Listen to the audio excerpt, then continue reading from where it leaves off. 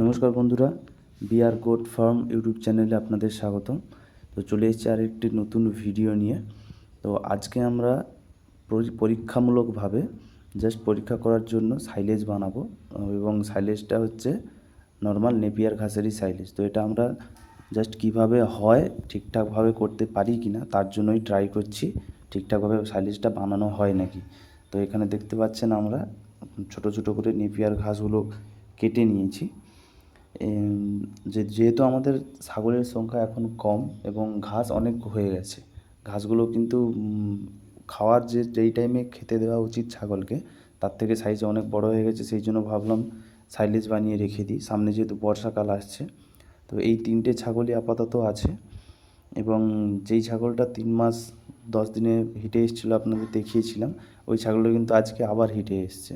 তো ওটাকে ব্রিডিং করাতেও নিয়ে যেতে হবে আমাকে। তো এই যে দেখতে পাচ্ছেন মোলাসিস বা চিটা গুড় যেটাকে বলে, আমাদের এখানে এটাকে চিটা গুড় বলেই জানে সবাই। তো আপনাদের ওখানে কী নামে বলে অবশ্যই কমেন্টে জানাবেন। এবং এটা আমার এখানে নিয়েছে 70 টাকা কিলো হিসেবে। আপনাদের ওখানে কীরকম কী রেট আছে এটার অবশ্যই কমেন্ট বক্সে এসে জানিয়ে যাবেন।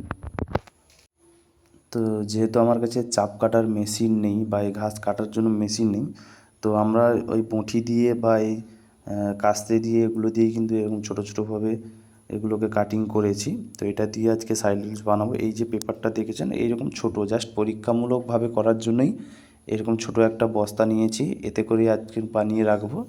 দেখা যাক 21 দিন পরে কী রেজাল্ট আসে। সেইভাবে যদি দেখি ঠিকঠাকভাবে বানাতে পেরেছি তাহলে নেক্সট প্রসেস শুরু করব। তো এইবারটা কিন্তু আমি শুধুমাত্র চিটা গুড় দিয়েই বানাবো, কোনো সাইলেজ কালচার বা অন্য কিছু কিন্তু দিচ্ছি না, অনলি চিটা গুড় দিয়েই এবারে সাইলেজটা বানাবো।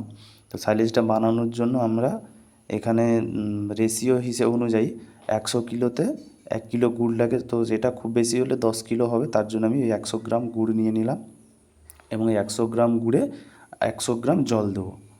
এই জলটা দিয়ে ঘুঁটে এর মধ্যে দিয়ে তারপরে মিক্স করে দেওয়া হবে। তো যেহেতু আমার ছাগলের সংখ্যাও কম, সেই জন্য এখন পরীক্ষামূলকভাবে কম করে বানিয়ে দেখছি।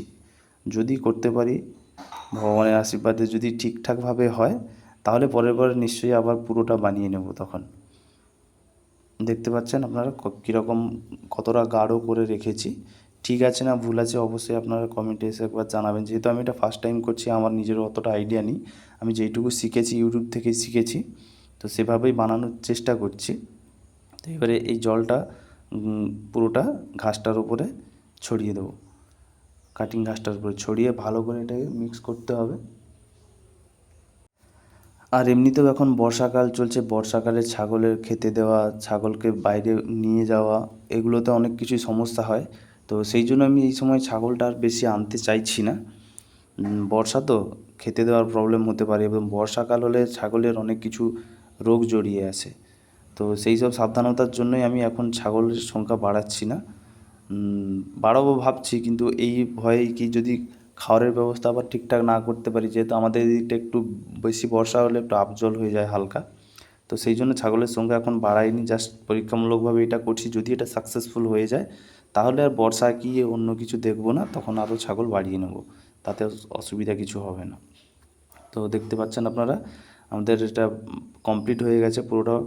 এই গুড়টা দেওয়ার পরে ভালো করে আমরা মিক্স করে নিয়েছি। তো এইবারে আমরা এই পেপারটার মধ্যে ভরে নেবো। এটাতে কিন্তু আমি ডবল পেপার দিয়ে রেখেছি, যেহেতু পাতলা আছে একটু পেপারটা, সেই জন্য ডবল পেপার দিয়েছি, এবং পেপারের মধ্যে ভরেই পেপারের মধ্যেই করব। এক্সট্রা আর কোনো প্লাস্টিকের থলে বা বস্তা যেগুলোকে বলে ওগুলো দেবো না, এই পেপারের মধ্যেই থাকবে। তো দেখুন কিভাবে করছি, এর মধ্যে কি ঠিক আছে বা কি ভুল আছে যদি আপনারা জেনে থাকেন অবশ্যই কমেন্ট বক্সে এসে জানাবেন, যাতে আমিও শিখতে পারি কিছু। ভালো করে চেপে চেপে ভরে দেওয়া হচ্ছে, যাতে হাওয়াটা ভেতরে না থাকে, তার জন্যই এইভাবে ভরছি। তো পরে আরও ভালোভাবে পুরোটা ভরে যাওয়ার পরে এটাকে এইভাবে করে এয়ার টাইট করে মুখটা বন্ধ করে রেখে দেওয়া হবে। তারপরে আমি এটাকে আজ থেকে 21 দিনের মাথায় খুলে দেখব ঠিক কিভাবে আছে না আছে। তো আপনাদেরও অবশ্যই দেখাবো। এত কষ্ট করে বানিয়েছি, যেহেতু আমার চাপ কাটার মেশিন নেই, সেহেতু এই ঘাসগুলো এত ছোট ছোট করে কাটতেই আমার আধা ঘন্টার বেশি লেগে গেছে। এইটুকু ঘাস কাটতে আমার আধা ঘন্টা লেগেছে, তার কারণ আমি ওই কাটারটা দিয়েই কেটেছি, আমার তো চাপ কাটার মেশিন নেই, ওই কাটারি দিয়ে কেটেছি, তার জন্য টাইমটাও একটু বেশি লেগে গেছে। তো অবশ্যই যদি চ্যানেলটা নতুন এসে থাকেন, আরও নতুন ভিডিও দেখার জন্য চ্যানেলটাকে সাবস্ক্রাইব করে রাখবেন।